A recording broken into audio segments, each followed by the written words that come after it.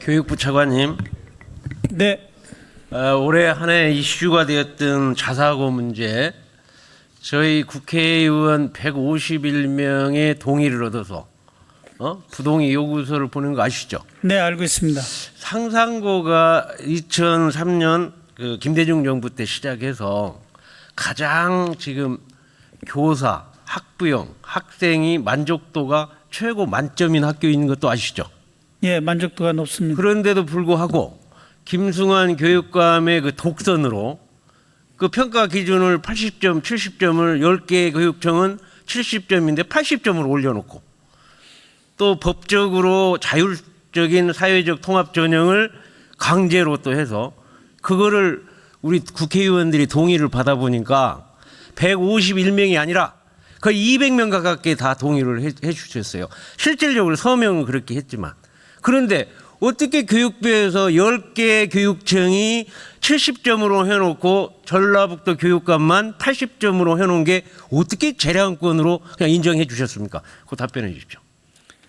예, 각 그 교육청별로 교육 환경이 다르고 또 교육청에 추구하는 목표가 다르기 때문에요. 저희들은 교육감의 그 재량 사항은 또 교육청의 자율적인 권한은 충분히 존중해야 된다고 이렇게 생각하고 있습니다. 제가 걱정하는 것은요. 네. 다른 데 70점인데 다음에 90점으로 해놔도 이제 할 말이 없잖아요. 동의권 발동이 그렇게 하는 겁니까? 교육부에 저는 동의권을 법으로 준 것은 그러한 불공평을 형평성 있게 대한민국 교육이지 전라북도 교육 독재 교육공화국은 아니지 않습니까? 그런 의미에서 그렇게 국회의원들이 부동의 요구서를 할 때 그거의 문제를 제기한 거예요. 다시 한번 얘기해 주세요. 예, 앞으로 90점 돼도 재량권인지. 그 재량의 범위는 뭐 일률적으로 얘기하기가 이렇게 간단치는 않습니다만 남용이 되지 않는 한 그 저희들이 존중할 그런 생각을 가지고 있습니다. 근데 그렇게 교육부에서 동의권을 발동했는데 김성한 교육감은 사과 한마디 없이 또 그거에 대해서 소송을 대법원에 건지 아시죠? 네. 그거 어떻게 생각하세요? 그게?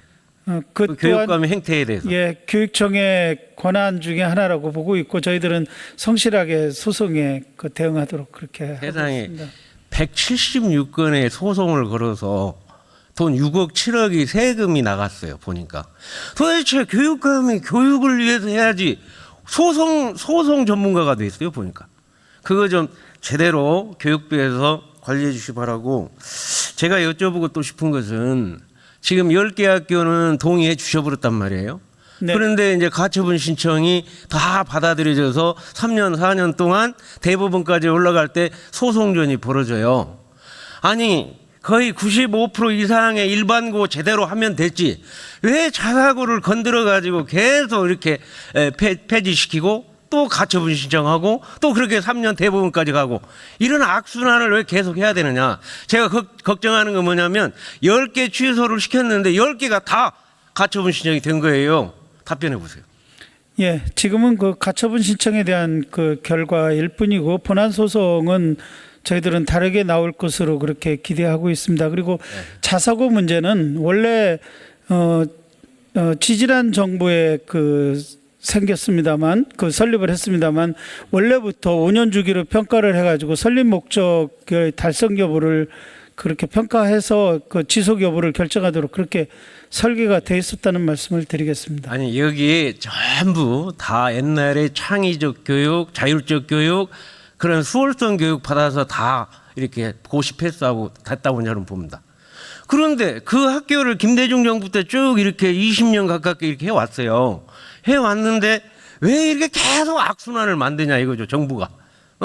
그러면 지금 내년에 내년에 보면 48곳이 또 이렇게 평가를 할 거거든요. 또 똑같은 악순환이 벌어질 거예요.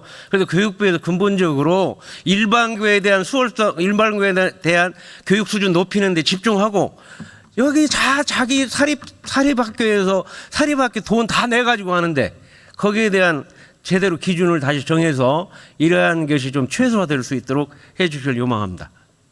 예, 저희들 그 일반 고등학교 역량 강화에 대해서 더 노력하고 또 자사고 정책에 대해서는 근본적인 검토를 하도록 그렇게 하겠습니다. 우리 행안부 장관님, 제가 전주에서 지역 장벽 깨고 지역 균형 발전 시키자고 보수당 옷을 입고 32년 만에 당선돼서 지금 네 번째 지금 예결위원회에 들어와 있습니다. 그런데 지금 그 우리 예산은 많이 지금 균형 우리 차관님 많이 올라갔어요. 이제 좀 균형이 잡혔는데 근본적으로 운동장이 잘못됐어요. 자, 이거 보시면 한번 보세요. 저 자료 한번 보세요.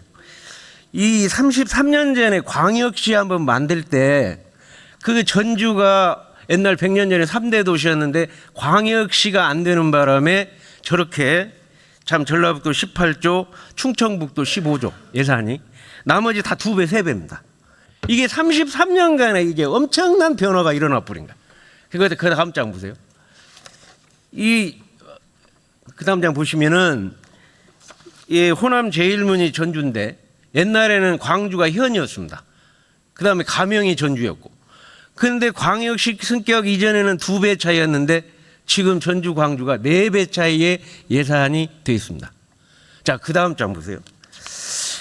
그 97년에 울산하고 전주가 같이 광역시로 올라갔다가 또 한 번 떨어지는 바람에 울산하고 지금 전주가 그 불과 20년 동안에 또 2배 이상 차이가 나버려요.